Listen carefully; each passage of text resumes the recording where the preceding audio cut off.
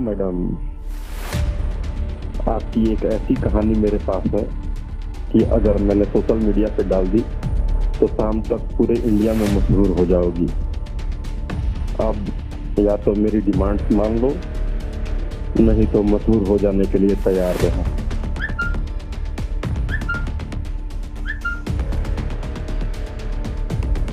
Mummy papa हो सके तो मुझे माफ़ कर दीजिएगा। ऐसी ब्लैकमेल की घटनाएं आज जनरली देखने को मिल जाती हैं। संकोच के कारण ब्लैकमेल होते रहते हैं। कई ऐसे दृष्टांत भी आए जिसमें आत्महत्या तक बात चली गई। खुल करके सामने आना चाहिए कि किसी भी छात्र या छात्रा का नाम सार्वजनिक न हो। अभी अभी आपने जो घटना देखी, वैसी ब्लैकमेल की घटनाएं आज जनरली देखने को मिल जाती हैं। क्या है कि तकनीकी आज सिर्फ महानगरों तक सीमित नहीं है, यह दूर दराज के गांवों तक पहुंच चुकी है, जिसके अनेकों फायदे हैं, लेकिन इसका दुरुपयोग करने वाले लोग इसके चलते कई बच्चों का जीवन भी खतरे में डाल रहे हैं। आपके सामने इस मुद्दे को उठाने का कारण यह है कि हमारी एक डिजिटल एडवर्टाइजिंग की कंपनी है, शुभ्रा डिजिटल मार्केटिंग, और मेरे साथी हैं गुड्डू गुप्ता, जो टेक्निकल सॉल्यूशंस का काम करते हैं। उनके पास ऐसे मामलों में कि मेरी वीडियो है किसी लड़के के पास में, वह मुझे ब्लैकमेल कर रहा है, मैं आत्महत्या कर लूँगी, मदद मांगने के लिए 50 से ज़्यादा अभी तक जो है संपर्क हो चुके हैं। इसलिए हमने कहा कि इस पर जो है हमें कोई ठोस सॉल्यूशन लोगों को देना पड़ेगा, लोगों को अवेयर करना पड़ेगा। ये आप जो है गुड्डू जी के मुंह से ही आप सुन लीजिए कि क्या उनके संज्ञान में मामले आए थे और फिर उस पर क्या किया गया। मामले काफ़ी गंभीर थे और हमने पुलिस से मदद भी मांगी और प्रॉब्लम का सॉल्यूशन भी हुआ। लेकिन प्रॉब्लम का सॉल्यूशन वही मामले का हुआ जो हमारी जानकारी तक पहुँचे, और ऐसे अनगिनत मामले रोज़ हो रहे हैं और बच्चियाँ आत्महत्या तक भी कर रही है। तो इसलिए हमने विनय सर से संपर्क किया और इस पे हम लोग एक वीडियो बनाया जा सके और आप सभी लोगों को इस मामले में जो भी घटनाएं हो रही हैं इसका सॉल्यूशन हम लोग आप सभी को दे सकें। ज़्यादातर मामलों में देखा जाए तो लड़कियों के साथ इस तरह की ब्लैकमेल की घटनाएं करने वाले उनके दोस्त ही होते हैं, जो पहले उनसे प्यार भरी बातें करके उन्हें अपने जाल में फंसाते हैं और फिर अंतरंग पलों के वीडियो बनाकर उन्हें ब्लैकमेल करते हैं, और अंततः मामला लड़की के आत्महत्या तक पहुंच जाती है। और इसमें कोई शक नहीं है कि इससे समाज में बदनामी भी मिलती है। अब सवाल यह है कि क्या ऐसी घटनाओं को रोका जा सकता है, या ऐसे मामले में आत्महत्या ही आखिरी उपाय था इस बच्ची के लिए।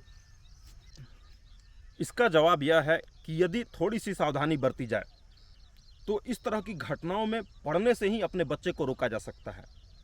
और यदि समय रहते आपका बच्चा ये बात आप तक पहुंचाता है तो कानून की मदद लेकर आप बदनामी से भी बच सकते हैं और आपके बच्चे की जान भी बच सकती है, और अपराधी सलाखों के पीछे होंगे। लेकिन समस्या सिर्फ इतनी ही नहीं है। आखिर लड़की ने ये बात अपने माता पिता या किसी अन्य रिश्तेदार को क्यों नहीं बताई? ऐसा इसलिए हुआ कि आज भी हमारे समाज में इस तरह के मामलों में लड़की को ही जिम्मेदार माना जाता है, और ऐसे मामले संज्ञान में आते ही माता पिता उसे मारना पीटना शुरू कर देते हैं, और यही डर आपके बच्चे को मौत के मुंह में धकेल देता है और वह आत्महत्या जैसे कदम उठाने को मजबूर हो जाता है। अगर आपका बिहेव अपने बच्चे से फ्रेंडली है तो वह किसी इस तरह के गलत संगत में आने से ही बचेगा। किसी धोखेबाज को उसके जीवन में आने का मौका नहीं मिलेगा, क्योंकि उसके बेस्ट फ्रेंड आप होंगे। माता पिता ही अपने बच्चों के बेस्ट फ्रेंड होने चाहिए, ताकि कोई भी इस तरह का धोखेबाज उसके जीवन में आकर उसके जीवन से और उसके आबरू से खिलवाड़ ना कर सके। और यदि आपके बच्चे से ऐसी कोई गलती हो भी जाती है तो वह कोई भी आत्महत्या जैसे कदम उठाने से पहले आखिरी मदद आपसे जरूर मांगेगा। और यदि आप अपने बच्चे के दिल के करीब हैं तो उसे अच्छी तरह से समझा सकते हैं कि उसकी मर्यादाएं क्या हैं, और वह किसी भी इस तरह के धोखेबाज व्यक्ति के संगत में पड़ने से बच सकता है। उसकी इज्जत भी बची रहती है और जिंदगी भी बची रहती है। अब हम इसमें देखते हैं कि कानून आपकी कैसे मदद कर सकता है। इसके संबंध में हमने विशेष जानकारी ली मिनी चंबल को जंगल राज के आतंक से मुक्ति दिलाने वाले इंडिया के सुपर कॉप, जिन्हें लोग महापुरुषों की तरह सम्मान देते हैं, आईपीएस विकास वैभव जी से। देखिए, सोशल मीडिया जो माध्यम है लोगों को जोड़ती है। जब लोग जुड़ते हैं तो उसके अच्छे परिणाम भी होते हैं, लेकिन कुछ ऐसे लोग भी होते हैं जो उसका उपयोग गलत काम के लिए करते हैं। अक्सर ऐसा देखा जाता है, कुछ लोग सोशल मीडिया के माध्यम से जुड़े और उनसे कुछ ऐसी व्यक्तिगत जानकारी जब वो लोग शेयर करते हैं, साझा करते हैं, तो उसका प्रयोग उनको ब्लैकमेल करने के लिए किया जाता है। और कई बार जो व्यक्तिगत जानकारी होती है ऐसी होती है जो अपने परिवार को भी बताने में उनको शर्म आती है। तो इसमें संकोच के कारण ब्लैकमेल होते रहते हैं। कई ऐसे दृष्टांत भी आए जिसमें आत्महत्या तक बात चली गई। इसमें कहना मैं यही चाहता हूँ, घबराने की जरूरत नहीं है। सोशल मीडिया है, आगे भी रहेगी। इसका प्रयोग सकारात्मक कार्यों के लिए करें, लेकिन कभी भी यदि ऐसी कोई गलती हो जाए उससे घबराने की जरूरत नहीं है। इसकी सूचना पुलिस को दीजिए। इसमें आपके नाम को गोपनीय रखे जाने का प्रावधान है और नाम गोपनीय रखते हुए उसमें पुलिस कार्रवाई करती है। और स्पेशली जो साइबर सेल है उसका गठन ही इसी प्रकार के कार्यों के लिए किया गया है, उसके मॉनिटरिंग के लिए। तो खुलकर आइए अच्छे से और सोशल मीडिया का प्रयोग समाज में सकारात्मक संदेशों को आगे ले जाने के लिए कीजिए। धन्यवाद। तो आपने देखा कि यदि इस तरह का मामला कभी पुलिस के पास पहुंचता है तो इसमें पुलिस उचित कार्रवाई तो करती ही है, साथ ही पीड़ित का नाम भी गोपनीय रखा जाता है। ध्यान रहे, पुलिस का काम है आरोपी को कड़ी से कड़ी सजा दिलवाना, ना कि पीड़ित पक्ष के इज्जत से खिलवाड़ करना। अब ऐसे मामले यदि मीडिया में जाते हैं तो इसमें मीडिया भी पीड़ित पक्ष के सहयोग में ही खड़ी होती है। इस पर हमने वरिष्ठ पत्रकार अरविंद नाथ तिवारी जी से बात की। देखिए वे क्या कहते हैं। ऐसा है कि पहले वाला ज़माना नहीं रहा। ज़माना बहुत आगे निकल चुका है, लोग काफ़ी समझदार हो चुके हैं और कोई भी बात कोई भी व्यक्ति सुनता है तो वो समझता है। पहले था कि बदनामी की बात होती थी, अब बदनामी की बात नहीं है। अगर आप चुप हो जाते हैं तो आपको पिछड़ा हुआ लोग मानेगा और दबा हुआ और दब्बू प्रवृत्ति के लोग मानेगा। आपके साथ अगर किसी प्रकार की शोषण हो रही है या आपका शोषण किया जा रहा है किसी पक्ष के द्वारा, तो खुल करके बगावत करनी चाहिए, खुल करके सामने आना चाहिए, खुल करके बात देश के सामने, समाज के सामने और शासन प्रशासन के सामने अपनी बात रखनी चाहिए। इसलिए तभी आपके संदर्भ में लोग अपनी बात कर सकते हैं, आपका साथ दे सकते हैं। और आज आप अपनी बात नहीं दबा रहे हैं। आप अब सोच रहे हैं कि हम बात दबा देंगे और मेरी सुरक्षा हो जाएगी, तो आपके एक दब जाने से कई बच्चियां जो है दब जाएंगी। तो ये प्रवृत्ति बढ़िया नहीं है। एक के सामने हौसला करके सामने आने पर अनेक बच्चियों को हिम्मत मिलता है। आप तस्लीमा नासरीन का नाम सुने होंगे, देशव्यापी नाम है डॉक्टर तस्लीमा नासरीन का। उनके साथ उनकी कहानी अगर सुनिए, ऐसे बहुत सारी महिलाएं हैं कि उनका शोषण हुआ और सामने खुलकर आई हैं। समाज उनको हे दृष्टि से नहीं देखा, उनको काफी मान सम्मान दिया है। तो अब वो पहले वाली बात नहीं रही, पहले वाला जमाना नहीं रहा। देश काफी आगे निकल चुका है, बुद्धिजीवियों का जमाना है और बच्चियों को खुल करके सामने आना चाहिए।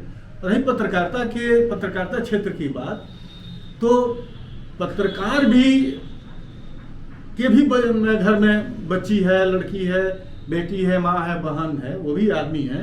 इसलिए पत्रकारों से भय खाने की जरूरत नहीं है।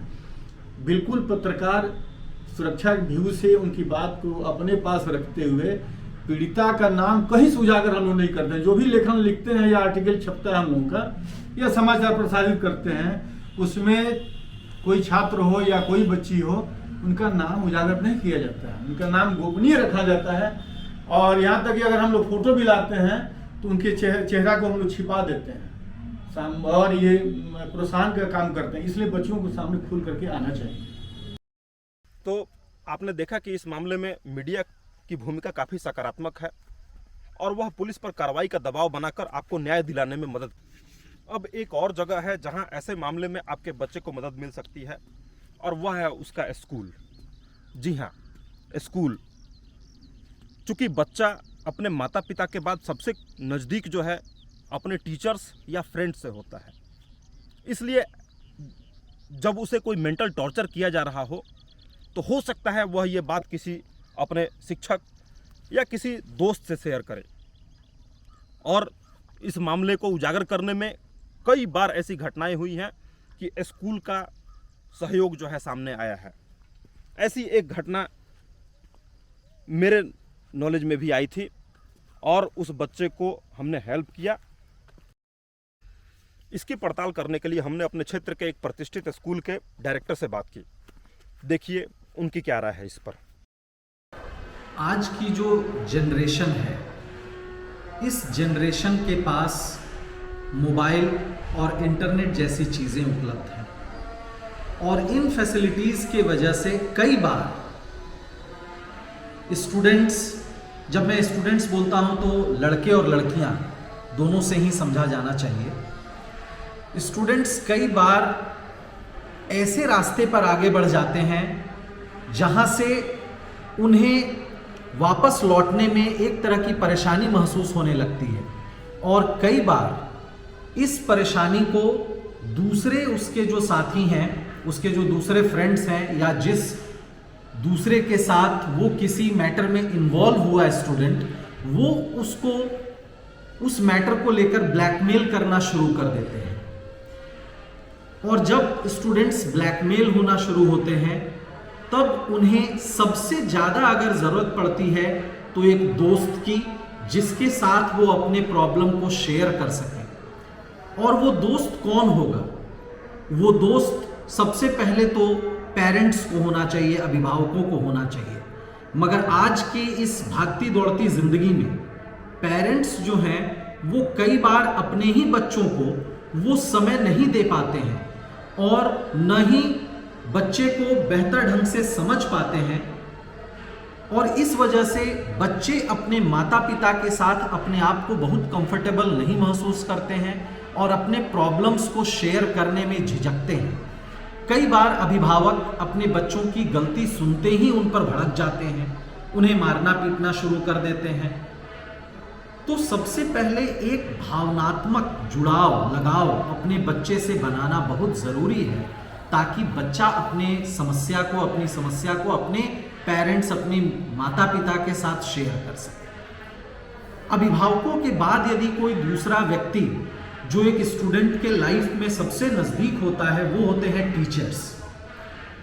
हम लोगों का रोल केवल पढ़ाने तक ही सीमित नहीं है, बच्चे के चरित्र निर्माण का भी काम शिक्षकों को करना है, विद्यालय को करना है। विद्यालय परिवार जो कि शिक्षकों से बनता है, जो एडमिनिस्ट्रेशन से जुड़े हुए लोग हैं उनसे बनता है, नॉन टीचिंग स्टाफ से बनता है और हमारे स्टूडेंट्स, ये पूरा परिवार जब एक होकर चलता है तो हम सभी एक दूसरे की समस्याओं को समझने, सुनने और समाधान करने का प्रयास करते हैं। बच्चे अपने शिक्षकों पर बहुत अधिक विश्वास करते हैं, इसलिए शिक्षकों को भी अपनी जिम्मेवारी समझनी चाहिए। और यदि कोई भी स्टूडेंट, वो गर्ल चाइल्ड हो या फिर एक लड़का हो, अगर अपने प्रॉब्लम को, कोई ऐसा प्रॉब्लम जो वो सार्वजनिक तौर पर शेयर नहीं कर सकते हैं, एक शिक्षक के समक्ष रखते हैं, तो उस प्रॉब्लम को उस शिक्षक को बहुत ही डेलिकेटली हैंडल करना चाहिए, बहुत ही सतर्कता के साथ उस पर विचार करना चाहिए और उस समस्या का समाधान करने के लिए कैसे आगे बढ़ सकते हैं, इस पर बहुत ही भावनात्मक ढंग से सोचते हुए, विचार करते हुए आगे बढ़ना चाहिए।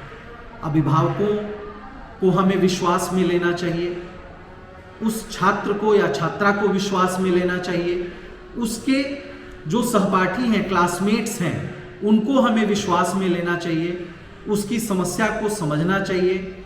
और एक चीज़ का हमेशा ध्यान रखना है कि किसी भी छात्र या छात्रा का नाम सार्वजनिक न हो, ताकि किसी तरह की शर्मिंदगी उस छात्र को उठाना पड़े या छात्रा को उठाना पड़े।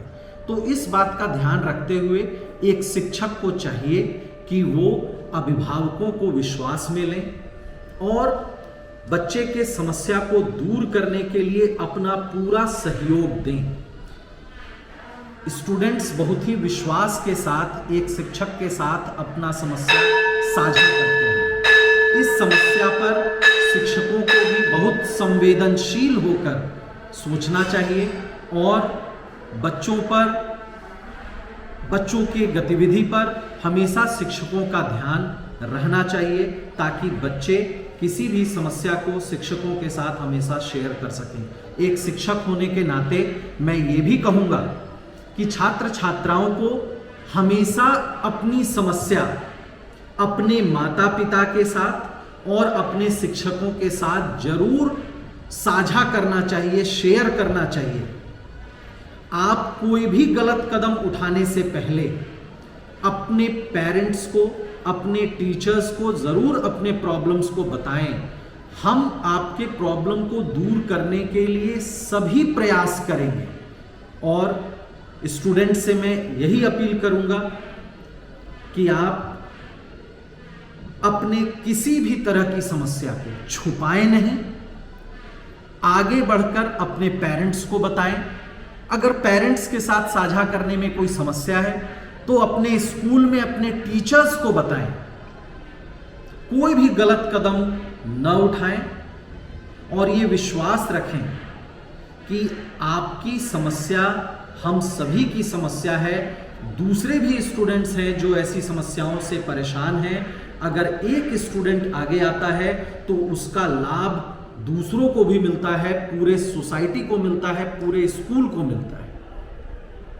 फिर से एक बार मैं अपील करूंगा कि सभी छात्र छात्राएं अपनी समस्या को छुपाएं नहीं, अपने पेरेंट्स के साथ या फिर अपने शिक्षकों के साथ जरूर साझा करें। यदि आप अपने बच्चे का ठीक से ख्याल रखते हैं और उसे विश्वास है कि आप ही उसके सच्चे हितैषी हैं, तो यकीन मानिए वह कभी ऐसी कोई गलती नहीं करेगा। और यदि भूलवश उससे कोई गलती हो भी जाती है तो वह आत्महत्या जैसे गंभीर कदम उठाने से पहले आपसे मदद जरूर मांगेगा। अगर आपके पास ऐसी कोई समस्या है जिसमें हम मददगार साबित हो सकते हैं तो कमेंट बॉक्स में लिख सकते हैं या हमें सीधा ईमेल भी कर सकते हैं। तब तक के लिए नमस्कार।